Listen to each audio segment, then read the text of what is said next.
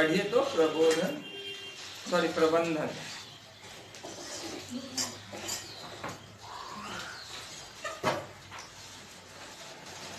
पढ़िए जल्दी जल्दी। स्कूली बच्चे इंटरनेट पर कार्य करते हैं।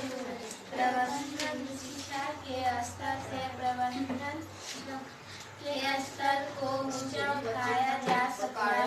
उत्पादन के साधनों स्पीक लाउडली नाउ। एक जगह शिल्पी लीव द पेन। करते हैं तो यह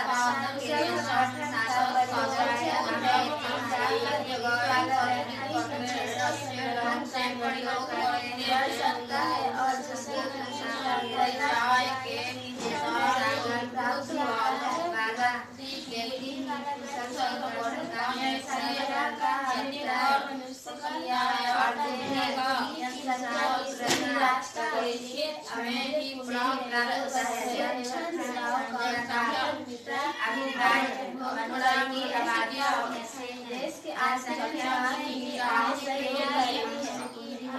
देश के देश की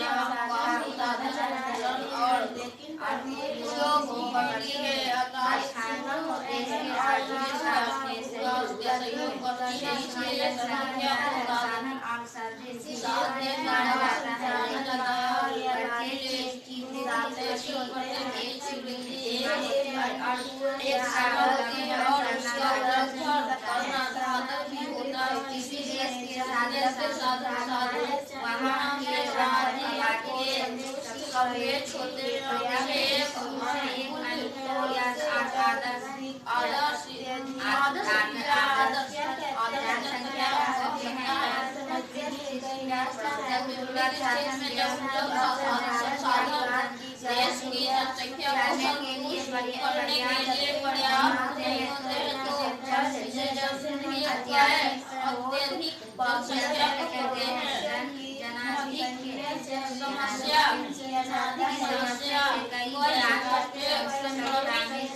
परंतु अगर भारत की बात की जाए तो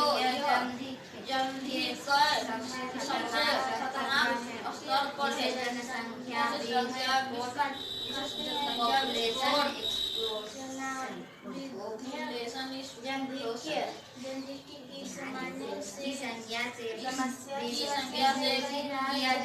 किया जाता है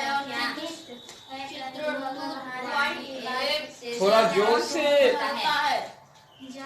देश में तेजी से बढ़ती हुई जनसंख्या। चलिए देखिए सर जा रहे हैं।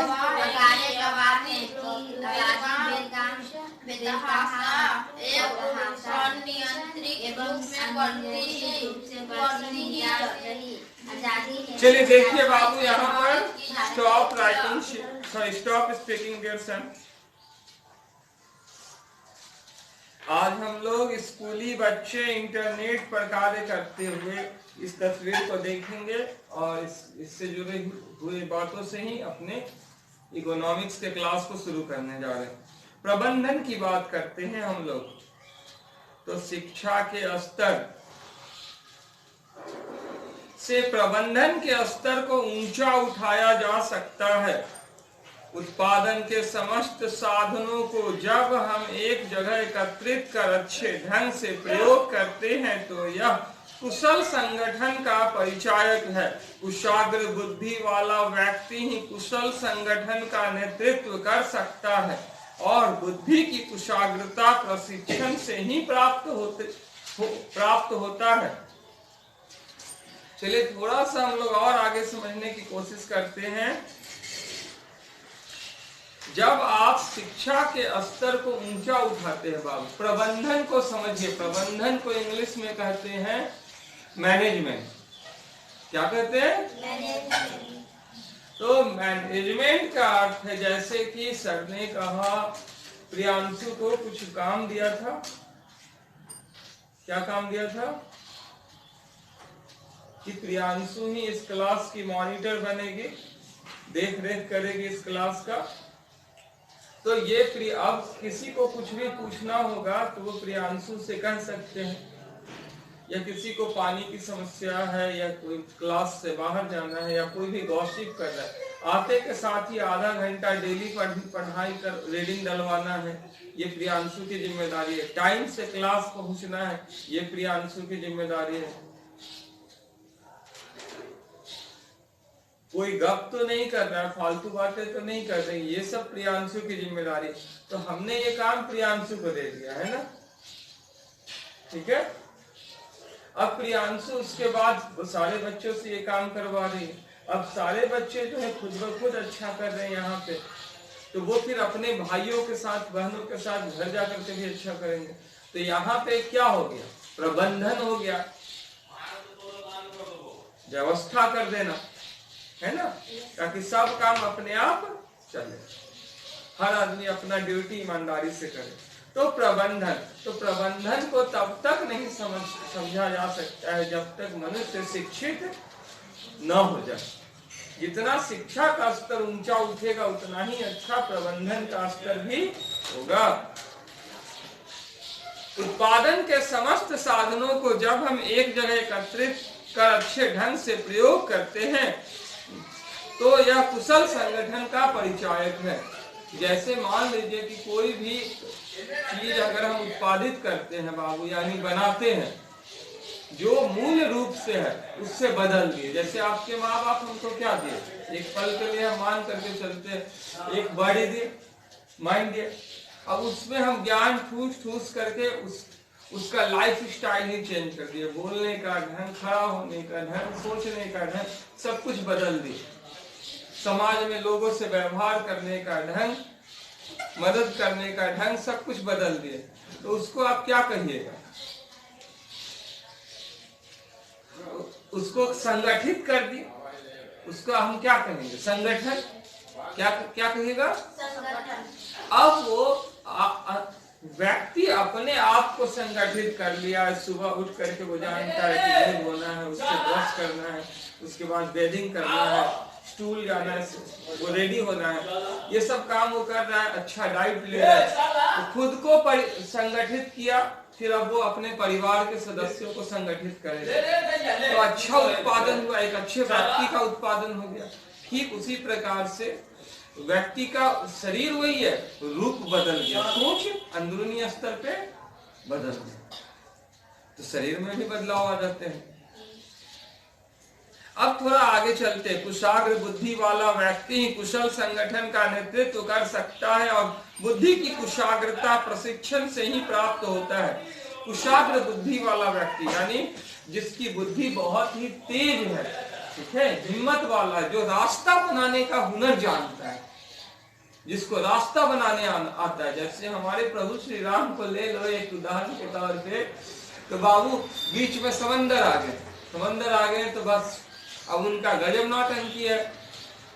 उनके वानर सेना ने उन्हीं का नाम लेकर के पत्थर तैरा दिए, पुल बना दिए, तो मुसीबत है, रास्ता बना दी, है ना। कब नहीं मुसीबत आया है तो रास्ता बनाए हैं। हनुमान का पूरा जीवन तो रास्ता बनाने वाला ही, चमत्कारी ही है। कृष्ण का पूरा जीवन तो चमत्कारी है, रास्ता बनाने वाला। आपको इसको समझने की कोशिश कीजिएगा। यहाँ पे एक भी बच्चा नहीं था सर पोछा लगा रहे थे, झाड़ू लगा रहे थे, बिना मतलब के झाड़ू लगा रहे थे, कोई नहीं था। तो सर क्या कर रहे थे, रास्ता बना रहे थे। आज बच्चे ही बच्चे हैं तो भी रास्ता बना रहे, और बढ़ने चाहिए। तो यहाँ पर समझने की कोशिश कीजिएगा बाबू कि कुशाग्रता होनी चाहिए, रास्ता बनाने का हुनर होना चाहिए। और नहीं तो हम लोग कहेंगे कि अब तो गलत फैसला देंगे, ऐसा नहीं करना चाहिए, ये गलत है। मान लो कि आपके अशोक सर अभी स्कूल खोलना चाह रहे हैं, एसडीबी से रिजाइन दे रहे हैं, कुछ हालात ऐसे हो गए कि रिजाइन देना पड़ा, तो अब स्कूल खोलना चाह रहे, मान लो आपके सर अब स्कूल खोलना चाह रहे हैं बाबू, तो ऐसे सिचुएशन में सभी लोग सर के खिलाफ है, कैसे पढ़ाई होगा। ये सारे कुछ है ही नहीं, ये जेब में एक फूटी कौड़ी नहीं, आपको स्कूल खोल लीजिएगा। और उसके बाद ये मोहल्ला ऐसा है कि यहाँ पे लोग बोलते कम है, गालियां ज्यादा देते हैं। आप स्कूल खोल लीजिएगा इस मोहल्ले में, तो कुशाग्र बुद्धि है तो चलेगी, चलेगी नहीं दौड़ेगी, दौड़ेगी नहीं उड़ेगी। और कुशाग्र बुद्धि कहां से आएगी? अनुभव से आएगी। ट्रेनिंग लेना होगा, उसके लिए क्या करना होगा? आप लोग भी अभी क्या ले रहे हैं? ट्रेनिंग ले रहे हैं, प्रशिक्षण जिसको कहते हैं हिंदी में। अब थोड़ा सा और आगे चलते हैं, जनसंख्या की ओर अपना रुख करते हैं। जनसंख्या का अभिप्राय मनुष्य की आबादी से है। जनसंख्या किसी भी राष्ट्र के लिए अमूल्य पूंजी है जो वस्तुओं एवं सेवाओं का उत्पादन, वितरण और उपभोग करती है, अर्थात देश के आर्थिक विकास में सहयोग करती हैं। इसलिए जनसंख्या को साधन और साध्य भी माना जाता है, लेकिन प्रत्येक चीज की वृद्धि की एक सीमा होती है और उसका उल्लंघन करना घातक ही होता है। किसी देश के साधन संसाधन वहां की आबादी के सापेक्ष होते हैं, उसे एक अनुकूल या आदर्श जनसंख्या कह सकते हैं, परंतु विपरीत स्थिति में जब यह उपलब्ध संसाधन देश की जनसंख्या को संतुष्ट करने के लिए पर्याप्त नहीं होते हैं तो इसे जनाधिक्य, अत्यधिक जनसंख्या कहते हैं। जनाधिक्य की समस्या से कई राष्ट्र संक्रमित है, परंतु अगर भारत की बात की जाए तो यह जनाधिक्य के सबसे खतरनाक स्तर पर है, जिसे जनसंख्या विस्फोट कहते हैं, पॉपुलेशन एक्सप्लोशन कहते की संज्ञा से विभूषित किया जाता है। यह चित्र संख्या 2.8 से स्पष्ट होता है।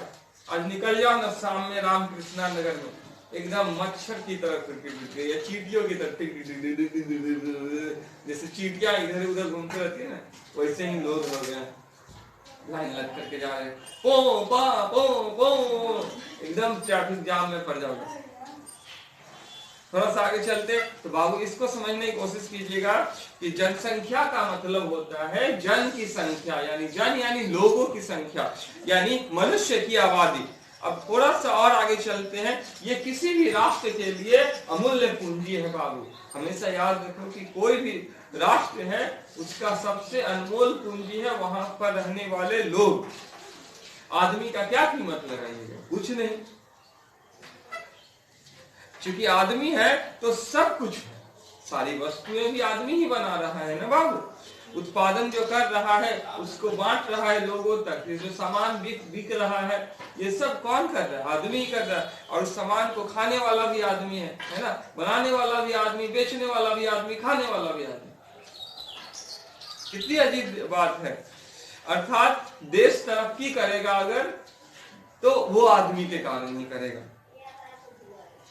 लेकिन बाबू यहाँ पे कुछ चीजें ध्यान देने योग्य है कि अब जैसे देख लो, हम है आपको पढ़ा रहे हैं तो पढ़ाने वाला कौन?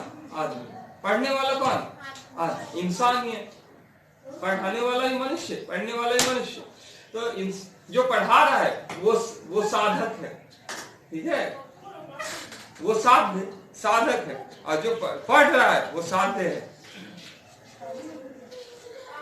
तो साधक भी मनुष्य, साध्य भी मनुष्य। थोड़ा सा और आगे चलते हैं, और अगर आप हमारे कहने अनुसार काम कर रहे हैं तो साधन भी मनुष्य। तो थोड़ा सा और आगे चलते, लेकिन किसी भी चीज की एक सीमा होती है ना बाबू।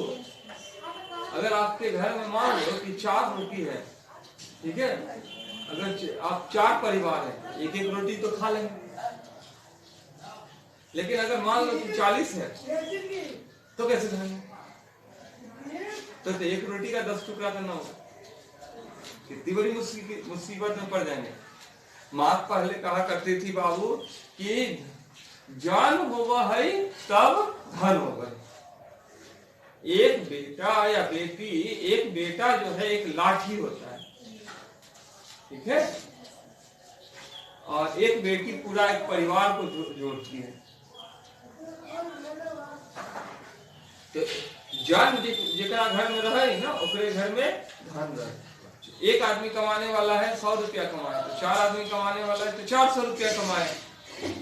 मालथस जी भी इसको मानते थे, लेकिन मालथस जी ने कई और दिलचस्प बातें भी कही हैं। कृत्रिम निरोध और नैसर्गिक निरोध की भी बात कही है उन्होंने। Artificial check and natural check की बात कही है। थोड़ा सा और आगे चलते हैं हम लोग। यहाँ पे गौर करने वाली बात है बाबू, ये भी कहा जाता है कि एक आदमी अगर जन्म लेता है बाबू तो वह अपना भाग्य अपने साथ लेकर के आता है। ठीक है, ये बात बहुत अच्छी तरह से समझनी है कि ये बात कही गई है। लेकिन इन सब के बावजूद इस चीज को ध्यान में रखिए आप लोग कि किसी की भी वृद्धि की एक सीमा होती है ना, जरूरत से ज्यादा कोई चीज बढ़ जाए।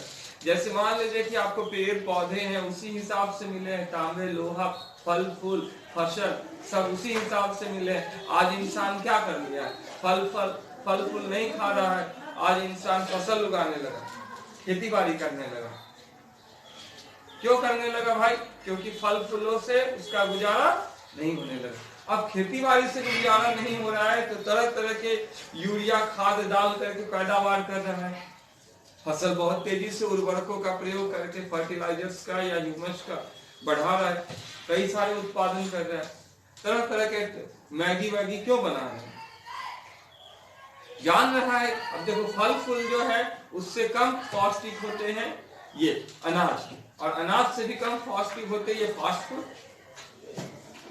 ये नौटंकी क्यों हो रही है? जनसंख्या बढ़ रही है, इंसान की बीमारियां भी इस प्रकार से बढ़ेगी ना बाबू। तो इसको ध्यान रखिएगा कि जनाधिक्य कभी नहीं जाना चाहिए, खतरनाक स्थिति है जनाधिक्य। लेकिन आज के इस स्थिति में आप क्या देखती है, भारत की अगर बात की जाए तो भारत में जो जनाधिक्य है उसको एक्सप्लोशन करते हैं, बूम, यानी जनसंख्या विस्फोट। आज भारत में जनसंख्या विस्फोट हो गया, अमेरिका से ज्यादा पॉपुलेशन इंडिया की है, कई गुना ज्यादा। चाइना को कंपीट कर रहा है भारत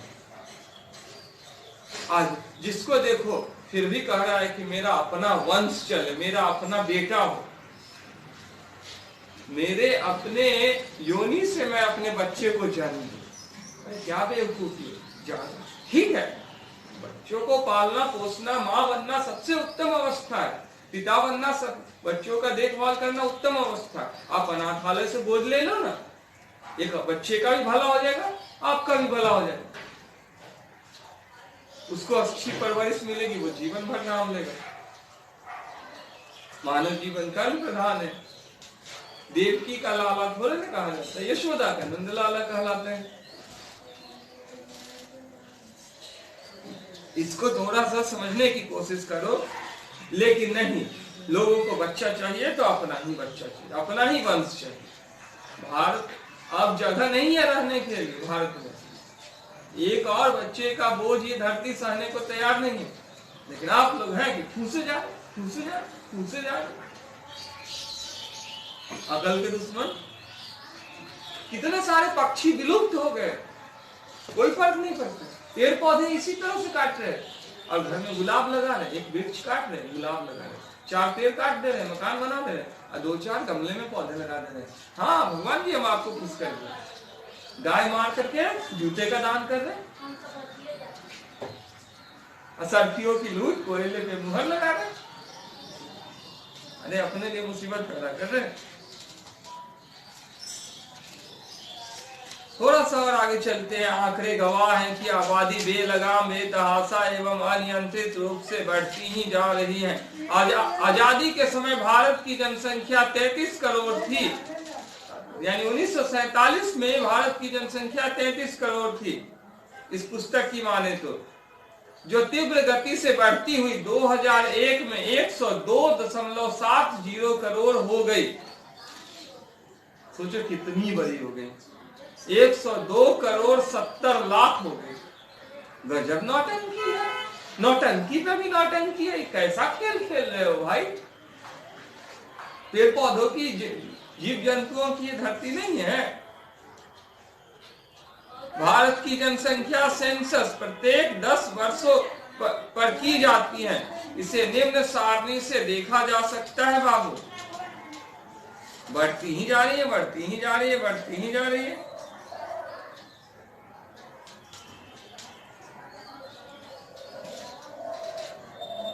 अब 1901 में 23.84 करोड़ थी, 1911 में 25.21 करोड़ हो गए, 1921 में 25.13 करोड़ हो गए, 1931 में 27.90 करोड़, 1941 में 31.87 करोड़, 1951 में 36.11 करोड़, 1961 में 43.91 करोड़, 1971 में 54.82 करोड़, 1981 में 68.33 करोड़, 1991 में 84.63 करोड़, 2001 में 102.70 करोड़। ये क्या है? जनसंख्या बढ़ा रहे हो या हनुमान जी का पूछ बना पट्टी लपेट रहे?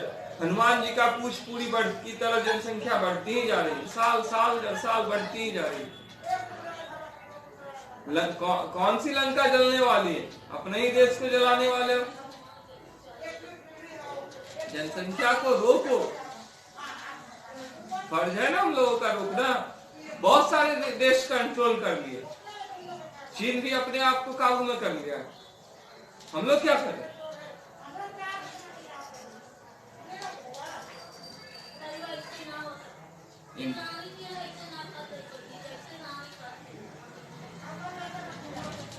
अब इससे बड़ी शर्मनाक बात क्या हो सकती है? अरे बाबू सर, आप हंसी आएगा। कोरोना काल में बाबू मोदी जी जो है आदमी बचाने के लिए, ठीक है, लॉकडाउन लगा दिए थे। दरअसल वो आदमी बचाने के लिए नहीं, आदमी बढ़ाने के लिए भी लॉकडाउन लगा दिए थे। समझदार को इशारा काफी है सर, क्या बोले हैं। अब हस्बैंड वाइफ जब घर में रहेंगे तो चुन्नू मुन्नू के बाद झुन्नू भी आ ही जाएगा ना। आज यहीं तक रहने देते हैं। मिलते हैं नेक्स्ट एपिसोड में।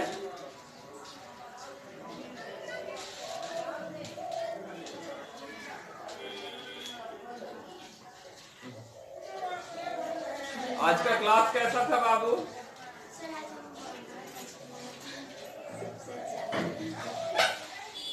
कुछ सीख, चलिए तो बहुत अच्छी बात है। आज हमको भी बहुत अच्छा लग रहा है।